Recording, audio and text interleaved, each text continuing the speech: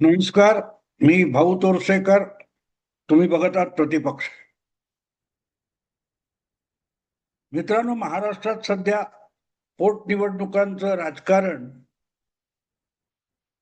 शेळ्या कडवीला ऊत आणल्यासारखं चालू आहे. एक दिवस तुमच्या ताटामध्ये तो विकृत अशोक खरात वाढला जातो आणि दुसऱ्या दिवशी चव बदलावी म्हणून निवडणुकीचं राजकारण उचललं जातं. बाकी महाराष्ट्राच्या राजकारणामध्ये सध्या कुठलीही मोठी घडामोड नाही. त्यामुळे कुठेतरी कोपऱ्यात पडलेलं काहीतरी उचलायचं आणि बघा बघा बघा असं करून ओरडाआरडा सुरू करायचा. यापेक्षा अधिक काही होत नाही. पण या सगळ्या गोष्टी हरकत नाही करायला. पण त्यात देखील नेमकं कुठे काय चाललंय. आता बारामती हा विधानसभा किंवा लोकसभा मतदारसंघ हा गेली 40-50 वर्ष पवार परिवाराने आपली जागीर बनवलेली आहे आणि अजून तरी त्याला कोण धक्का देईल असं वाटत नाही. ठीक आहे, पवार परिवारातले काका पुतणे यांच्यात जे काय भाजपने विभागणी घडवून आणली आणि राष्ट्रवादी या बारामतीच्या पक्षाची दोन शकलं झाली, त्यामध्ये अजितदादांना विधानसभेत आणि शरद पवारांना लोकसभेत यश मिळालं होतं. आणि अजितदादांचा जो अपघाती मृत्यू झाला त्यामुळे त्यांच्या पत्नीला पक्षाध्यक्ष आणि उपमुख्यमंत्री करून भाजपने जी खेळी केली आहे ती सुद्धा अजून ज्यांच्या समजुतीत आलेली नाही, लक्षात आलेली नाही, ते राहुरी आणि बारामती या दोन पोटनिवडणुकांमध्ये काय काय होणार आहे, काय काय होऊ शकतं, त्याबद्दल जे काय करतायत बोलतायत ते बघून हसू येतं. याचं कारण हा सगळा खेळ दूर बसून करणारा माणूस या असल्या विश्लेषक आणि त्यांच्या मुक्ताफळांकडे हसत हसत बघत असणार याविषयी माझ्या मनात शंका नाही. आणि तो माणूस दुसरा तिसरा कोणी नाही, महाराष्ट्राचा मुख्यमंत्री देवेंद्र फडणवीस हाच तो माणूस आहे जो कळसूत्री बावल्यांसारखं या सगळ्या राजकारण्यांना, राजकीय पक्षांना आणि अगदी पत्रकार, विश्लेषक, अभ्यासकांना खेळवतो. साधी गोष्ट आहे हो, ज्या वेळेला तुम्ही अजितदादांच्या पत्नीला उपमुख्यमंत्री करता आणि बारामतीमध्ये पोटनिवडणुकीतून त्यांनी विधानसभेत निवडून यावं अशी योजना असता, तेव्हा समोर कोणी जिंकणार नाही. साधी सरळ गोष्ट असते. जो कोणी उभा राहील तो किती मतांनी पडणार, किती फरकाने पडणार एवढाच विषय चर्चेचा असू शकतो. पण तरी कोणतरी उभा राहतोय म्हणजे काहीतरी आभाळ कोसळलं. अशा पद्धतीमध्ये जी काही विश्लेषणं चालली ते हास्यास्पद आहेत, हास्यास्पद आहेत. काँग्रेसने उमेदवार उभा केला बघा, आणि मग काँग्रेसला उभा करायला पवारांनीच कसा इशारा वगैरे केला. आता पवार हे सगळं आपली तब्येत सुधारायचं सोडून पत्रकारांना हवेत म्हणून आख मिचवली करणं, इशारे करणं, डोळा मारणं, हे सगळं कधी कसं करतात याच आता जास्त कौतुक झालेलं आहे. पवार इस्पितळात असतात, विशेष वेगळ्या रूम मध्ये असतात, पण तिथूनही ते डोळे मारत असतात आणि लेझर बीम सारखं पवारांनी मारलेला डोळा योग्य जागी जाऊन पोचतो. नासाला किंवा डीआरडीओला काही इस्रोला पण जेवढे अग्निमान आणि काय म्हणतात ते बनवता आलेलं नाहीत तेवढे एकट्या शरद पवारांनी बारामतीच्या शेती पेरून उगवलेले असं काहीतरी मराठी पत्रकारांच्या डोक्यात आहे. साधी सरळ गोष्ट आहे की उपमुख्यमंत्री ज्या वेळेला सुनेत्रा वहिनींना केलं तेव्हाच त्या बारामतीमधून पोटनिवडणुकीला आपल्या पतीच्या जागी उभ्या राहतील, कारण ती जागा मृत्यूमुळे रिक्त झालेली आहे हे उघड होतं. तेव्हा तिथे काँग्रेसचा कोणी उभा राहतो का, की आणखीन ओबीसी नेता कोण गणेश हाके वगैरे उभा राहतो का, ह्या चर्चा पोरकट असतात. पण शिळ्या कडीला ऊत आणण्याचं दुसरं काय नाहीये वाढायला ना. पुढची 3 वर्ष राजकारण नाहीये, निवडणुका नाहीयेत, त्यामुळे राजकारण नाहीये. त्यामुळे उडदा माझी काळे गोरे म्हणतात तसं कसलं तरी काहीतरी उचलायचं आणि फोडणीला टाकायचं, त्याच्यात पाणी ओतायचं आणि कांदा लसूण मसाला टाकलाय त्यामुळे कशी लाल तर्री आली आहे बघा, असं काहीतरी सांगितल्यासारखं ज्या बातम्या रंगवल्या जातात. बरं, बारामतीत ह्याविषयी फारसा वाद नव्हता. हा वाद ज्यावेळेला देवेंद्र फडणवीस हे विरोधी पक्षनेता होते 5 वर्षापूर्वी, तेव्हा होता. कारण त्यांच्या तोंडून मुख्यमंत्रीपदाचा घास पळवून नेलेला होता शरद पवारांनी. आणि अशा वेळेला पंढरपूरची पहिली पोटनिवडणूक आली, ज्यामध्ये फारशी चर्चा न करता, कोणाशीही वादविवाद, आरोप प्रत्यारोप न करता देवेंद्र फडणवीसांनी आधीच्या निवडणुकीत दुसऱ्या क्रमांकाने पराभूत झालेल्या एका अपक्ष उमेदवाराला भाजपमध्ये घेऊन त्यालाच भाजपचा उमेदवार बनवला. आणि तुम्हाला आठवतं त्यावेळेला जयंत पाटील, महान सगळ्यात विद्वान राजकीय नेते, काय म्हणाले होते? करेक्ट कार्यक्रम करणार आम्ही. ते सगळ्यांचा करेक्ट कार्यक्रम व्हायचा आणि प्रत्यक्षात जयंत पाटलांचा नेहमी परफेक्ट कार्यक्रम होतो. खुद्द अजितदादा त्यावेळेला पंढरपूरच्या त्या निवडणुकीमध्ये पुढाकार घेत होते. आणि मी चुकत नसेल तर त्यावेळेला पंढरपूरच्या त्या पोटनिवडणुकीमध्ये पार्थ पवार यांना उमेदवारी दिली जावी यासाठी काही आवाज उठलेले होते. पंढरपूरची जी रिकामी झालेली जागा होती, तिथून पार्थ पवारांना, जे त्या आधीच्या लोकसभा निवडणुकीत मावळ मतदारसंघात पराभूत झाले होते, त्यांना राजकारणाची खुमखुमी होती. आणि तेव्हा पार्थ पवारांना पंढरपूरच्या रिक्त झालेल्या जागी राष्ट्रवादीची उमेदवारी दिली जावी म्हणून काही लोकांनी आवाज उठवला होता. पण जी रिॲक्शन आली, काय रिॲक्शन आली होती आठवतं तुम्हाला? पंढरपूर आणि मंगळवेढा पवारांना तिथेच पाडा.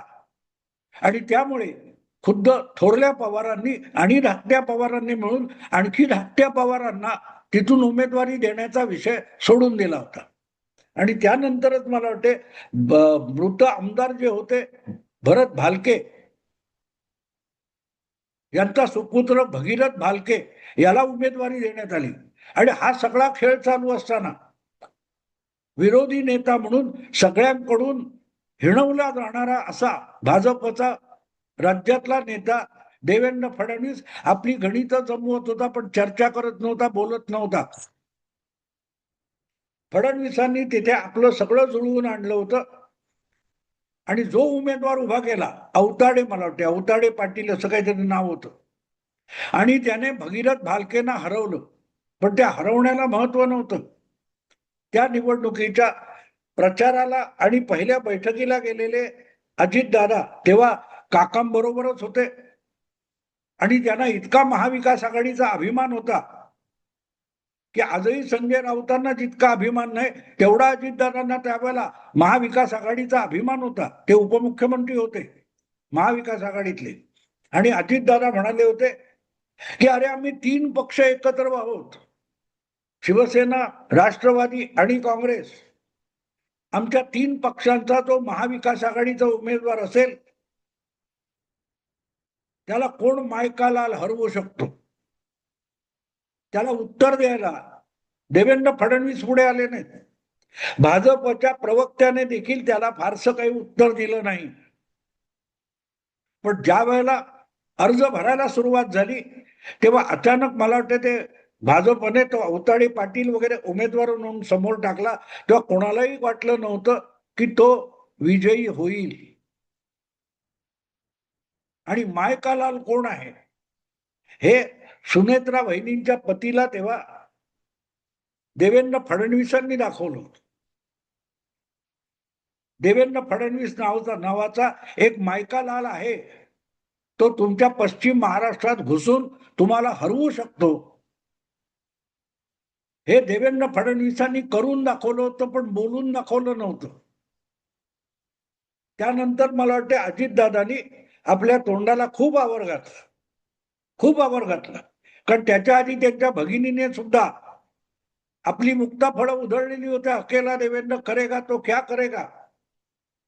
तो अकेला देवेंद्र सगळ्यांना इतका पुरून उरलेला आहे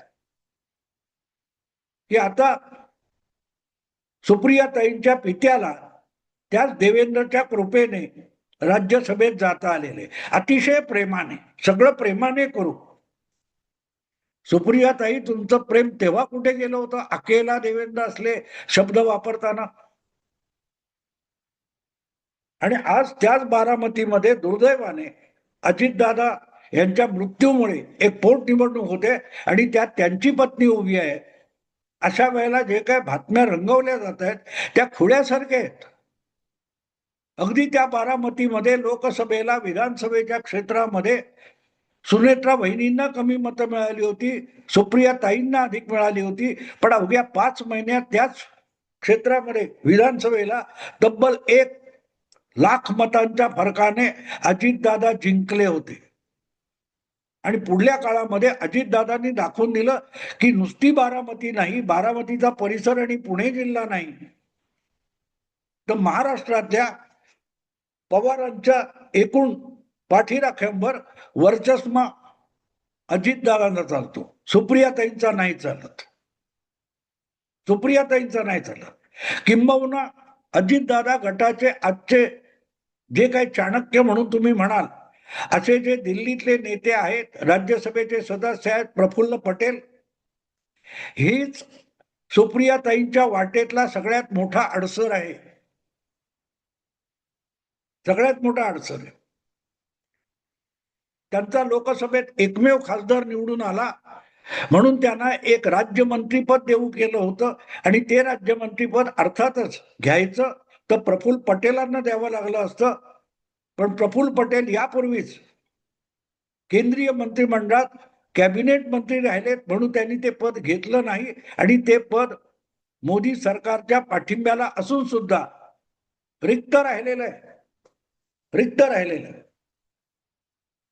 आणि विलिनीकरण झालं तरीही राष्ट्रवादीच्या गोटामधून प्रफुल्ल पटेल यांचाच नंबर 1 होता.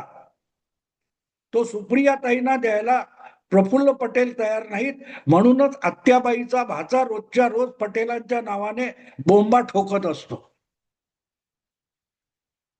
असे हे सगळी मंडळी, पवार मंडळी, हे सगळं कुटुंब आपल्या विरुद्ध उतरलेलं आहे. असंही विधानसभेच्या सार्वत्रिक निवडणुकीत अजितदादा बोलले होते आणि त्या उपर त्यांनी 1,00,000च्या फरकाने बारामतीची विधानसभा निवडणूक जिंकली होती. तिथे सुनेत्रा वहिनींना हरवणं अशक्य आहे. पण विषय त्या पोटनिवडणुकीचा नाहीच आहे. तिथे कोण अशोक मोरे उभे राहिले किंवा आणखीन कोण उभे राहिले तरी काही फरक पडत नाही. काही फरक पडणार नाही. फरक किती पडून ते पडणार याचा नक्की विचार करायला हरकत नाही. पण उगाच आपला शेळ्याकडीला उतरण्याचं.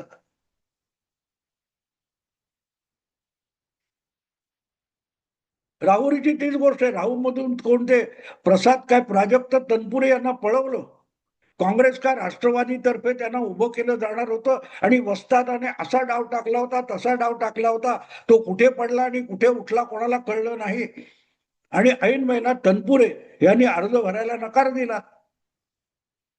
बरं, त्यांनी नकार दिला तर जयंत पाटलांचं नाक का कापलं जातं? नाही, भाचा आहे त्यांचा. अरे, अशी कोणाकोणाची नाकं कापत जाल तर कोणाकोणाला पुतना मावशी आणि पुतना मावसा म्हणायचा असा प्रश्न येईल. असल्या पोटनिवडणुका कशा हाताळायच्या हे फडणवीसांना चांगलं कळतं. लोकसभेत दणका बसल्यानंतर अवघ्या 4-3 महिन्यामध्ये ज्यांनी महाराष्ट्राचं सगळं राजकारण फिरवलं आणि महाविकास आघाडी जिथे एकापेक्षा एक लोक मुख्यमंत्री व्हायला दबा धरून बसलेले होते, त्यांना गेली 2 वर्ष विरोधी नेतेपदासाठी एकमेकाच्या उरावर बसायची वेळ आली आहे. कारण विरोधी नेतेपद सुद्धा देवेंद्र फडणवीस यांच्या मर्जीवर अवलंबून आहे. एकाही पक्षाला 29 आमदार निवडून आणता आले नाहीत आणि त्यामुळे विधानसभेमध्ये विरोधी नेता व्हायचा असेल तर जे 29 आमदार पाहिजेत ते नसतील तर सभापतींच्या मर्जीने आणि अर्थातच मुख्यमंत्र्यांच्या इच्छेनुसारच कोणाची जरी नेमणूक होणार तरी कधीतरी आमच्यावर कृपा करावं, उघड दार देवा, आता उघड दार देवा, हे गाणं वर्षावर जाऊन बोलायची फक्त बाकी राहिलेले आहेत. 2 वर्ष होतील, 1.5 वर्ष तर झालेलं आहे. ऑक्टोबर मध्ये 1.5 वर्ष, 2 वर्ष पूर्ण होतील. असे लोक देवेंद्र फडणवीसांना, भाजपला अडचणीत आणणार असल्या फोडण्या पडून पडून जळून गेलेल्या आहेत. त्या फोडणीत मोहरी टाकता टाकता इतके मोहरे टाकले गेलेत की विरोधी पक्षाकडे लढाई करायला मोहरे आणि प्यादे सुद्धा राहिलेले नाहीत. तरी त्या पोटनिवडणुकीवरून रोज आपलं गुऱ्हाळ घातलं जाते. अशा किती पोटनिवडणुका झाल्या? गाजलेल्या पोटनिवडणुका तरी या लोकांना माहिती आहेत का? 1970 मध्ये लालबाग परळ ह्या मतदारसंघामध्ये कृष्णा देसाई या कम्युनिस्ट आमदाराची मर्डर झाल्यानंतर त्या मर्डरचा ज्या शिवसेनेवर आरोप होता, ती शिवसेना आणि कम्युनिस्ट पार्टी अशी दुरंगी पोटनिवडणूक झाली होती. कृष्णा देसाईंची विधवा पत्नी सरोजिनी देसाई यांना उमेदवारी देण्यात आली होती आणि काँग्रेस सकट सगळ्यांनी त्या उमेदवारीला पाठिंबा दिला होता. फक्त शिवसेना त्याच्या विरोधात वामनराव महाडिकांना घेऊन उभी होती आणि जनसंघाने त्याला पाठिंबा दिला होता. तत्कालीन हंगामी उपमुख्यमंत्री शंकरराव चव्हाण सुद्धा परेलमध्ये सरोजिनी देसाई यांच्या प्रचाराला आले होते. तरीही 20,000च्या फरकाने वामनराव महाडिक जिंकले आणि तो शिवसेनेचा विधानसभेतला पहिला आमदार होता. ती गाजलेली, भयंकर गाजलेली पोटनिवडणूक आहे. ज्याच्यावर खुनाचा आरोप आहे त्याच पक्षाने मृत आमदाराच्या पत्नीला हरवलं होतं. तेव्हा पोटनिवडणुकांचा इतिहास काय तो तरी लक्षात घ्या, तपासा. कोण कोण कसे कसे निवडून येतात. उगाच आपला हा होता का तो होता का, अरे जो उमेदवारच नव्हता तो पळवला काय आणि ठेवला काय? तुमच्याकडे उमेदवार असले पाहिजेत. पक्ष आहे ना, पक्ष चालवता ना. मग प्रसाद तनपुरे कशाला? कोणी आणून उभा करा. अशोक मोरेच कशाला? दुसरा कोणी आणून उभा करा. मत पक्षाची असतील तो उमेदवार कोणही याला महत्व नसतं. चांगला असावा, नावाजलेला असावा, हरकत नाही. आणि म्हणून ह्या असल्या पोरकटपणामध्ये रमलेले पत्रकार आणि राजकीय पक्ष यांच्याशी देवेंद्र फडणवीस रोजच्या रोज अक्षरशः खो खो आणि कबड्डी खेळतात, अशी परिस्थिती आहे.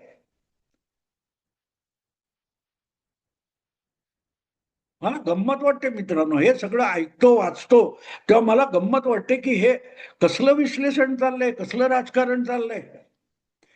आणि असल्या विश्लेषकांच्या नादी लागून महाविकास आघाडीचा पूर्ण चुथडा झालेला आहे. नाव घेण्यासारखा काँग्रेस पक्षाकडे आज महाराष्ट्रात कोणी नेता नाही. शरद पवारांच्या पक्षाकडे कोणी नाव घेण्यासारखा राज्यव्यापी नेता उरलेला नाही. सुप्रियाताई महाराष्ट्रात फिरकत नाहीत आणि रोहित पवारला कोणी विचारत नाही. जयंत पाटलांना आपल्या इस्लामपुरातून बाहेर पडता येत नाही, तोही पक्ष बारगळला. आणि उद्धव ठाकरेंना तर मातोश्रीच्या बाहेर पडायची इच्छा नाही. 2 नंबरला त्यांचे चिरंजीव आहेत, त्यांना नाईट लाईफ मध्ये रमून जायचंय. अशा लोकांशी खेळायचं म्हणजे काय, कॅरमच्या स्ट्रायकरने सोंगट्या उडवाव्यात तितका सोपा खेळ मुख्यमंत्री देवेंद्र फडणवीस यांच्यासाठी झालेला आहे. आणि त्यामुळे या 2 पोटनिवडणुकांमध्ये फडणवीस फारसं काही बोलत नाहीत, बोललं सुद्धा नाहीत, बोलण्याची त्यांना गरजही वाटत नाही. सगळ्यात गमतीशीर गोष्ट ती आहे की महायुतीचा सगळ्यात मोठा नेता याविषयी चकार शब्द प्रतिक्रिया देण्याची इच्छा सुद्धा त्याला दिसत नाही. ही महाराष्ट्राच्या राजकारणाची शोकांतिका आहे या पोटनिवडणुकीच्या निमित्ताने. असो मित्रांनो, आता थांबतो. आवडलं लाईक करा, शेअर करा आणि प्रतिपक्षाला सबस्क्राईब करा. नमस्कार.